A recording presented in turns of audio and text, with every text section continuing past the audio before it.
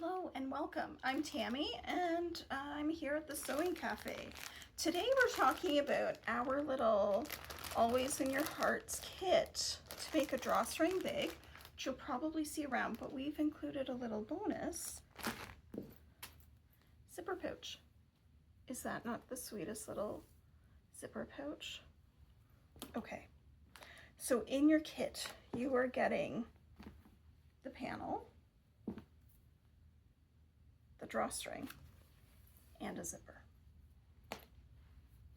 Now, when you unfold your panel, there is an extra piece, and that's what we're using to make the little zipper pouch.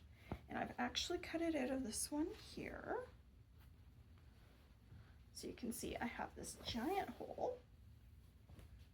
Northcott intended for you to make this drawstring bag, and they've got instructions for you to do that.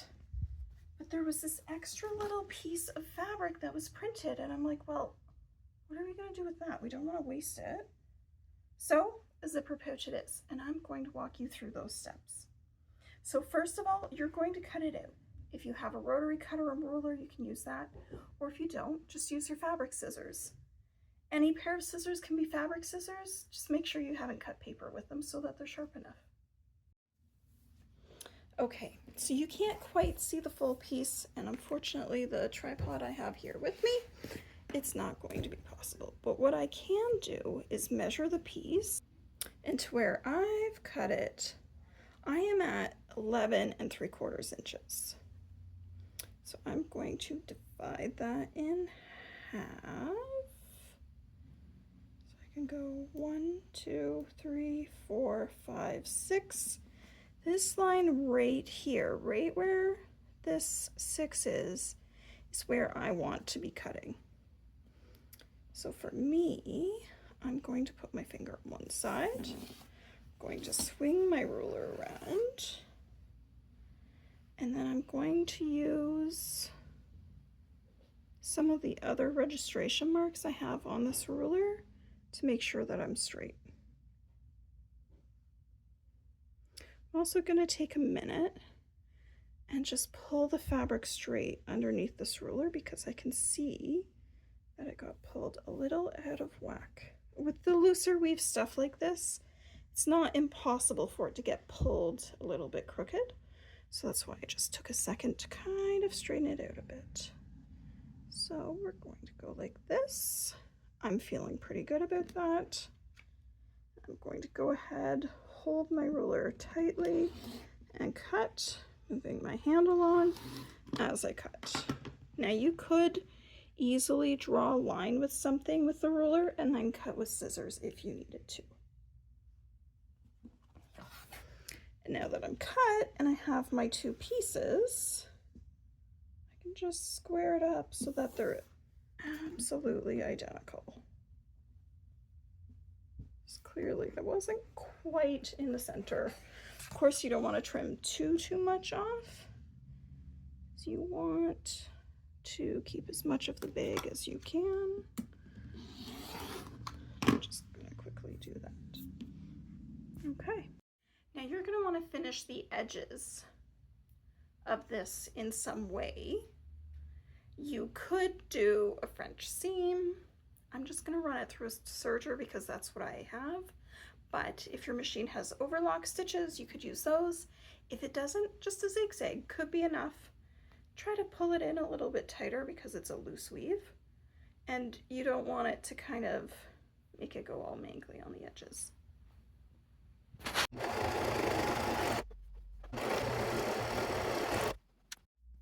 Okay, so I'm just going to switch my machine to a locking stitch. I'm okay with the needle position and the stitch width for right now. I'm just going to drop off the foot that was on the machine and make sure that I put on a zipper foot. So on most Janome machines, the zipper foot has a letter E on it. Okay, so I'm just going to use Gray 102. It's a color that blends with a lot of different things. You could use a matching thread. This is one of my favorite machines to use the automatic threader on. because it threads so easily. And the tail is such a good length. Okay, so let's get our piece back and lined up.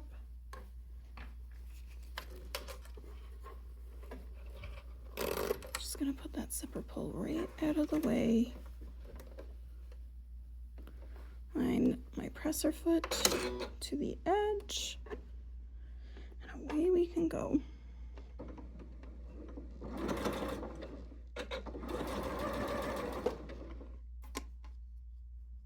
Now, I know some of you are pinners. I'm not. I get worse results when I pin. So if you need to pin or baste or whatever you need to do for this zipper, go ahead.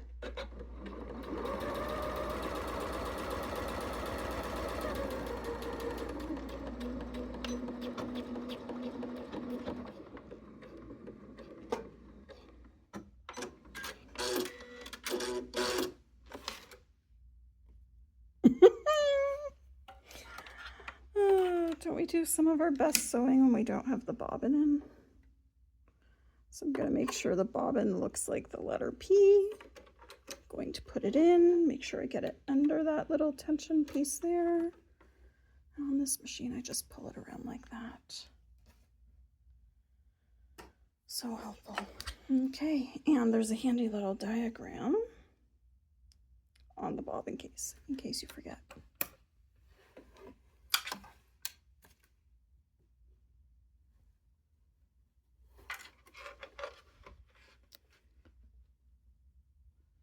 So now that I've had my little tester run, let's go ahead and do that again.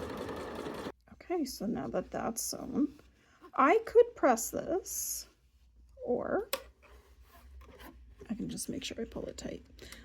Because it's a nylon zipper, I really don't want to risk hitting it with the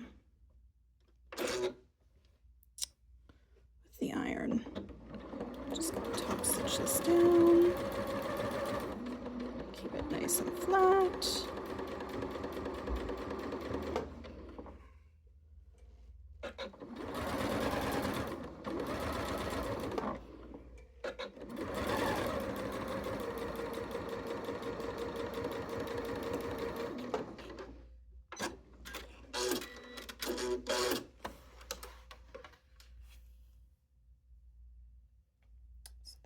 Piece. Now I have to line this piece up.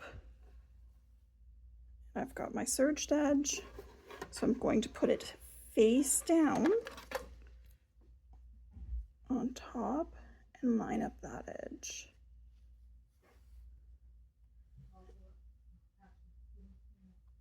It doesn't matter what end I start sewing from. So I've got it flipped over. Just gonna pull that tail out so it's out of my way. And I'm going to repeat this process.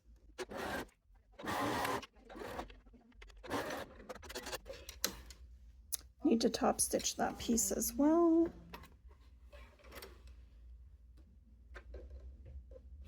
Actually, I might do it the same way I did before so that my spot's the same.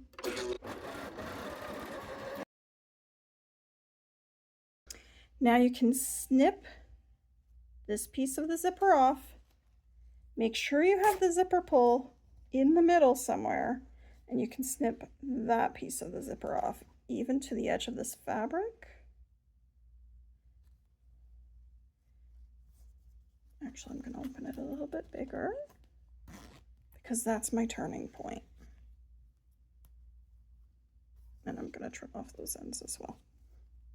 So now that I've got that sorted, I'm just gonna square this up and sew all the way around, starting here, all the way down, leaving the needle down so that I can turn my piece without losing my spot, sewing all the way down here, again leaving my needle down in the fabric so that I can turn without losing my spot where I'm stitching. Bring these two together, sew all the way down and lock that stitch, and then you can zigzag over the edge. I'm actually just going to do this with the serger because it's set up for a 4 thread and it's so much faster.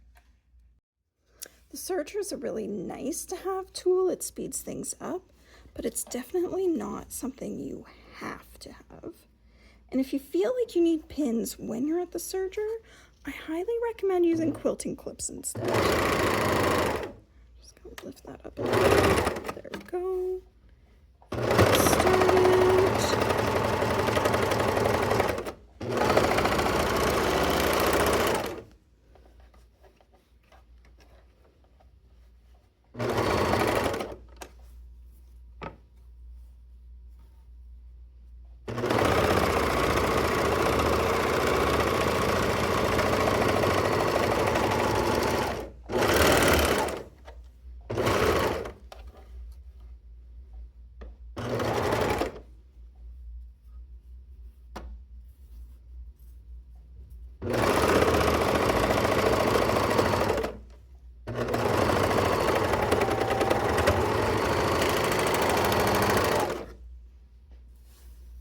Okay, so I'm going to put a little bit of fray check here, a little bit of fray check there, let it dry, and then I can just trim off these serger tails.